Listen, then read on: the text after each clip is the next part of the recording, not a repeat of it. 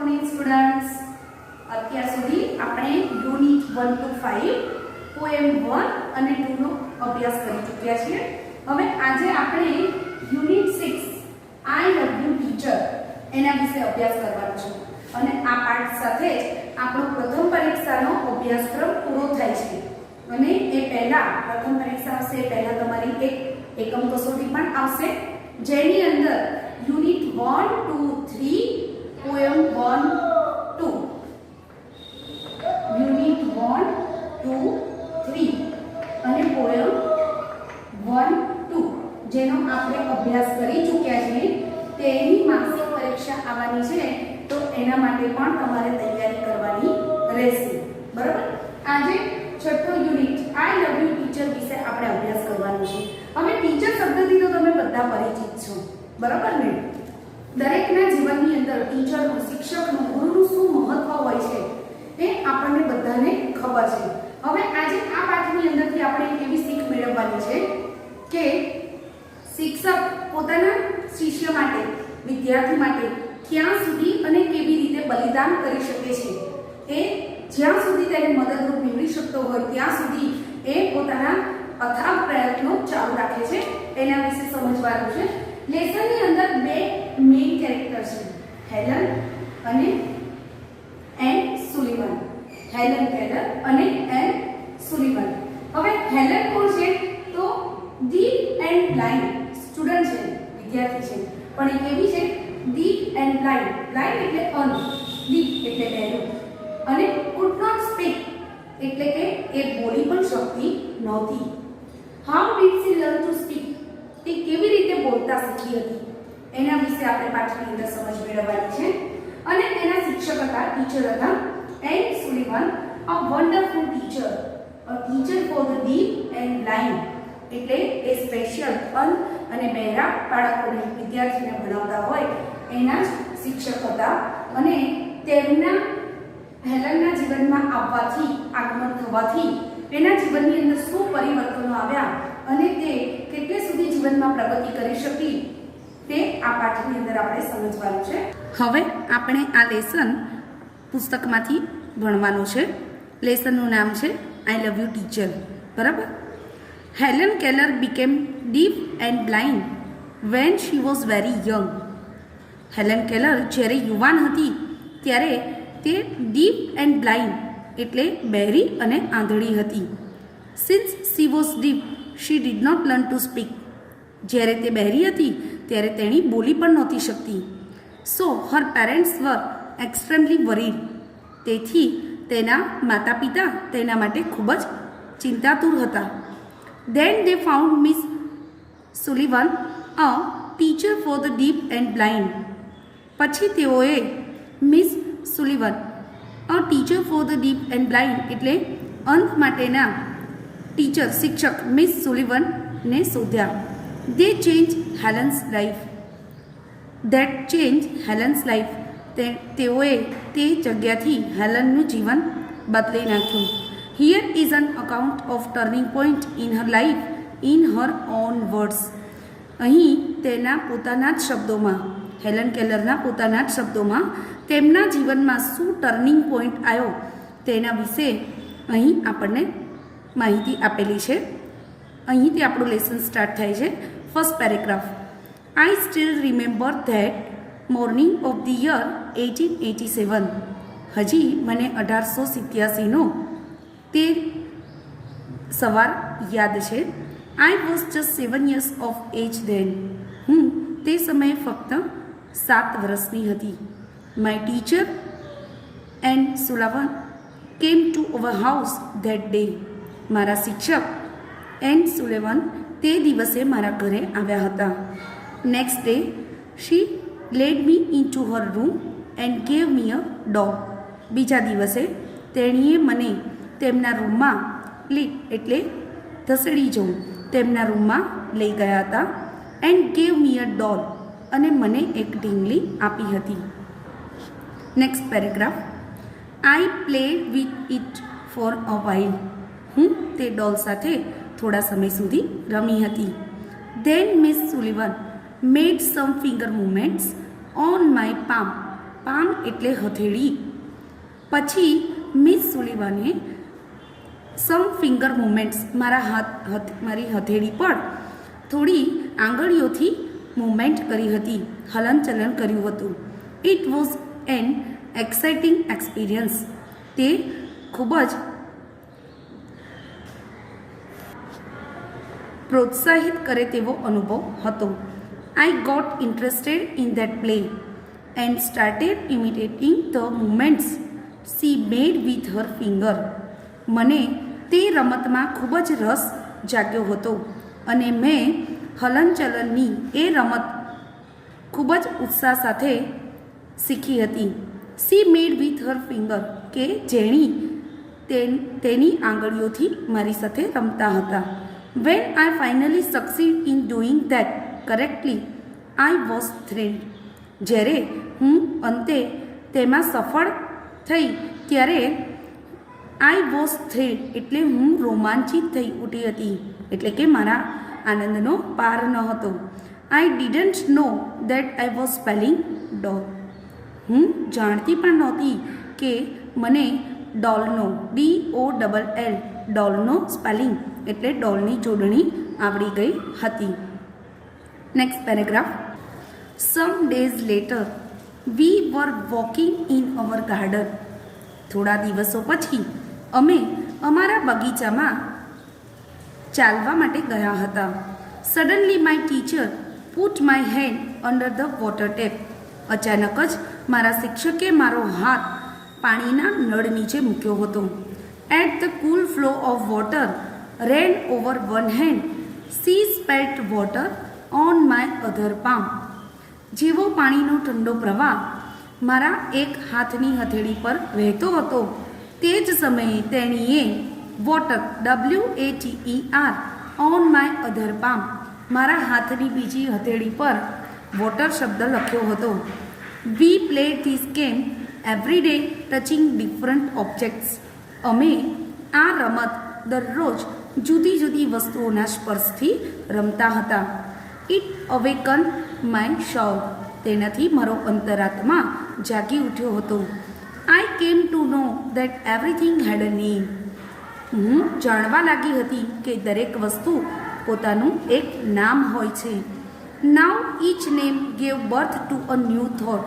અને એ દરેક નામથી એક નવા વિચારનો મારામાં જન્મ થતો હતો. Every object I touch sim two throw with life. દરેક વસ્તુ કે જેને હું સ્પર્શ કરતી હતી જાણે એવું લાગતું હતું કે એનું જીવન ધબકતું હતું. I was connected with the world through all the words. હું દુનિયાના દરેક શબ્દોથી જાણે કે સંપર્કમાં આવી હોય તેવું મને લાગતું હતું. Next paragraph. Miss Sullivan used to take me to long walks every morning. Miss Sullivan used to એટલે ટેવાયેલા હોવું. જ્યારે આપણને કોઈ વસ્તુની આદત પડી જાય છે ત્યારે ઇંગ્લિશમાં આપણે એને યુઝડ ટુનો ઉપયોગ કરી અને વાક્ય લખી શકીએ છીએ. ટેવાઈ ગયા હતા શેનાથી? Tech me to long walks every morning. દરરોજ સવારે મને લાંબે સુધી ચાલવા માટે લઈ જવા માટે તેઓ ટેવાઈ ગયા હતા. I had a lot of questions to ask. મારી પાસે તેમને પૂછવા માટે ઘણા બધા પ્રશ્નો હતા. I would write something on her palm. હું તેણીની હથેળી પર કંઈક લખતી હતી. And in turn she would talk into my palm as people talk into a baby's ear. અને તેના બદલામાં તેણી મારી હથેળીમાં એવી રીતે કંઈ લખતા જાણે કે લોકો કોઈ નાના બેબીના કાનમાં કંઈ વાત કહેતું હોય. My teacher satisfied my curiosity. મારા શિક્ષક મારી આ ક્યુરિયોસિટી એટલે જિજ્ઞાસા વૃત્તિથી સંતોષકારક હતા. Now everything around me was full of life, love and joy. હવે મારી આસપાસની દરેક વસ્તુ એ પ્રેમ અને આનંદથી ઉભરાતી હતી. Next paragraph. The second stage of learning was more difficult. બીજો જે સ્ટેજ હતો શીખવાનો એ મોર ડિફિકલ્ટ એટલે વધારે અઘરો હતો. It was also based on the sense of touch. અને તે બેઝ એટલે શેના પર આધાર રાખતો હતો? સેન્સ ઓફ ટચ એટલે સ્પર્શ કરવાની સમજ પર આધારિત હતું. Miss Sullivan would speak a word. Miss Sullivan એક શબ્દ બોલતા and ask me to touch her lips and throat slowly. તેઓ કંઈ બોલતા અને મને તેણીના હોઠને જે ધીમે રહી અને ધ્રુજારી ઉત્પન્ન થતી તેને સ્પર્શ કરવા માટે કહેતા હતા. I learn to speak through the movements of the lips and vibration in the throat. હું બોલતા શીખી ગઈ હતી. શેનાથી? Through the movements of the lips એટલે હોઠના હલનચલનથી અને and the vibration in the throat જે ધ્રુજારી ઉત્પન્ન થતી હતી તેનાથી હેલન બોલતા શીખી ગઈ હતી. When I uttered my first word, it gave me boundless delight. જ્યારે મેં utter એટલે બોલવું, જ્યારે મેં મારો પહેલો શબ્દ બોલી હતી, it gave me boundless delight. તેનાથી મારી ખુશીનો પાર નહોતો રહ્યો. Now I started talking with my toys, stones, trees and birds in the garden. હવે મેં મારા રમકડા, કાંકરા, પથ્થર, વૃક્ષો અને પક્ષીઓ સાથે બગીચામાં વાત કરવાનું શરૂ કરી દીધું હતું. I felt amazed and delighted as my sister ran to me when I called her and my dog obey my commands. હું આશ્ચર્યચકિત થઈ જતી હતી અને મારી ખુશીનો પાર રહેતો નહોતો જ્યારે મારી સિસ્ટર, મારી બેન રેન ટુ મી દોડીને મારી પાસે આવતી જ્યારે હું તેણીને બોલાવતી હતી અને મારો પુત્રો મારા હુકમોનું, આદેશનું પાલન કરતો હતો. I was able to speak. હું બોલતા શીખી ગઈ હતી. It was a miracle. તે એક ચમત્કાર હતો. Next paragraph. When I studied it seriously it seem more like play than work. જ્યારે હું ગંભીરતાથી અભ્યાસ કરી રહી હતી ત્યારે it seem more like play than work. તેઓ કામને રમત. When I studied it seriously it seem more like play than work. જ્યારે હું ગંભીરતાથી અભ્યાસ કરતી ત્યારે પણ મને તે કામ કરતાં રમત જેવું વધારે લાગતું. Whenever anything delighted or interested me, Miss Sullivan would talk about that as if she were a little girl herself.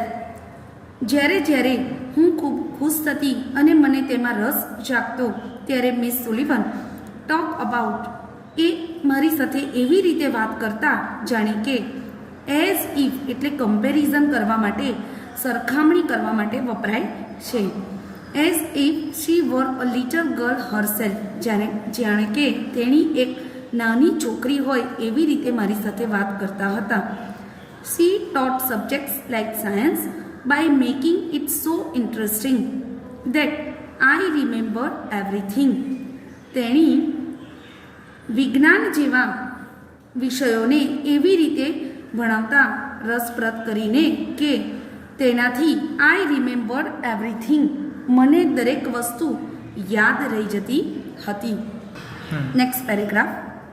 Finally my teacher began teaching me to read. અંતે મારા શિક્ષકે મને વાંચતા શીખવી દીધું હતું. I first read raised letters and later on read with Braille. હું પહેલાં ઉપસેલા અક્ષરોને વાંચતી હતી અને પછીથી મેં બ્રેલ શબ્દો પણ વાંચવાનું શરૂ કરી દીધું હતું. I learn to write with both ordinary as well as Braille typewriter. હું બંને રીતે, સામાન્ય રીતે અને બ્રેલ ટાઈપરાઇટરથી પણ લખતા શીખી ગઈ હતી. I was well on my path to becoming a well. હું એક સારી શિક્ષિત બનવાના રસ્તા પર જઈ રહી હતી. I was provided all the possible opportunities to develop my abilities and I made the maximum use of them.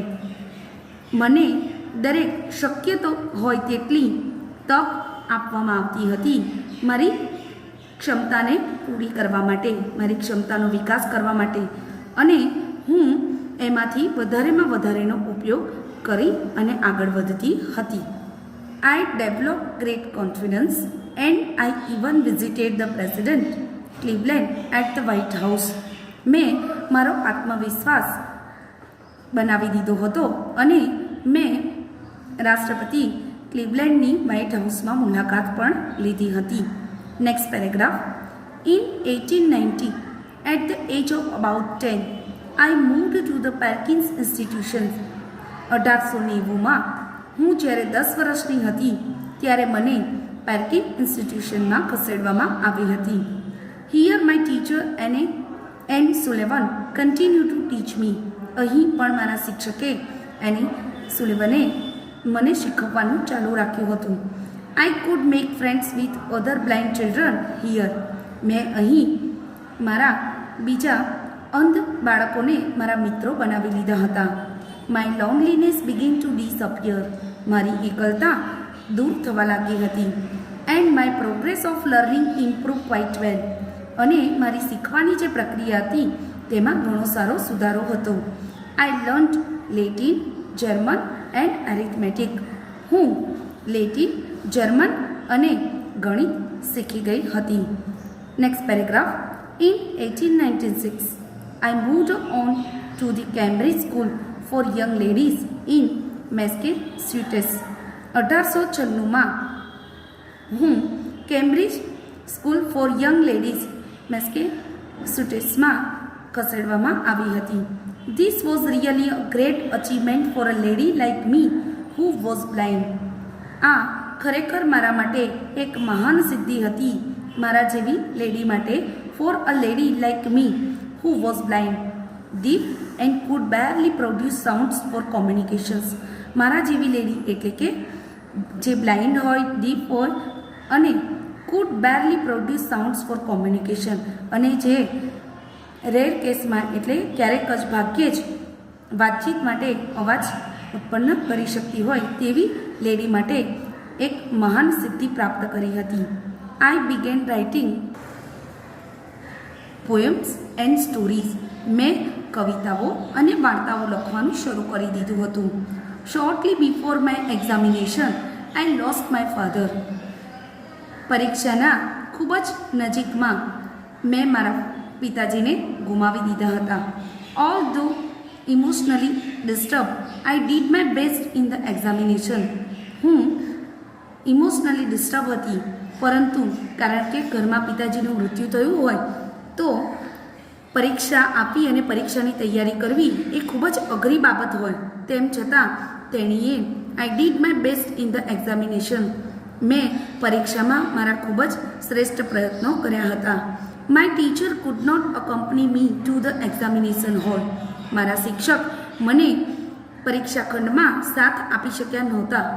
There a teacher spelled out the question in my hand and I typed out the answers. ત્યારે ત્યાં એક શિક્ષકે spelled out the question in my hand મારા હાથમાં પ્રશ્ન બોલીને લખતા હતા અને મેં તેના જવાબોને ટાઈપ કર્યા હતા. When the result was declared, જ્યારે પરિણામ જાહેર કરવામાં આવ્યું હતું, I was so full of joy to hear that I had passed all the subjects.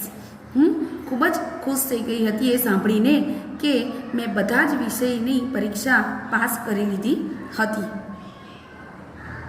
Next paragraph. I remember my first day at the Radcliffe College in 1900. મને 1900માં Radcliffe કોલેજનો પહેલો દિવસ હજી યાદ છે. I knew there were challenges in my way, but I was eager to overcome them. હું જાણતી હતી કે મારા રસ્તામાં મને ઘણી ચેલેન્જીસ મળતી હતી પરંતુ હું તેને પાર પાડવા માટે ખૂબ જ ઈગર એટલે આતુર હતી.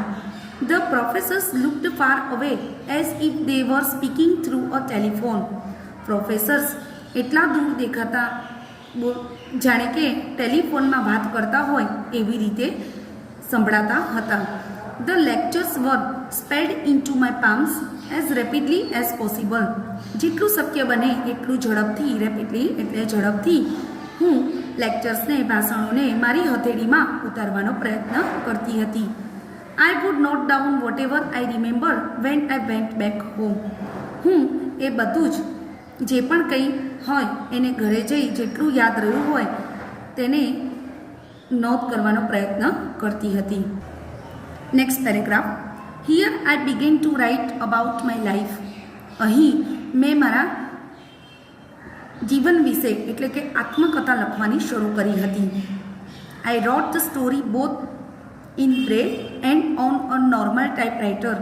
મેં મારી આ જીવનની વાર્તાને બ્રેલ અને સામાન્ય ટાઈપરાઇટર બંનેમાં લખી હતી.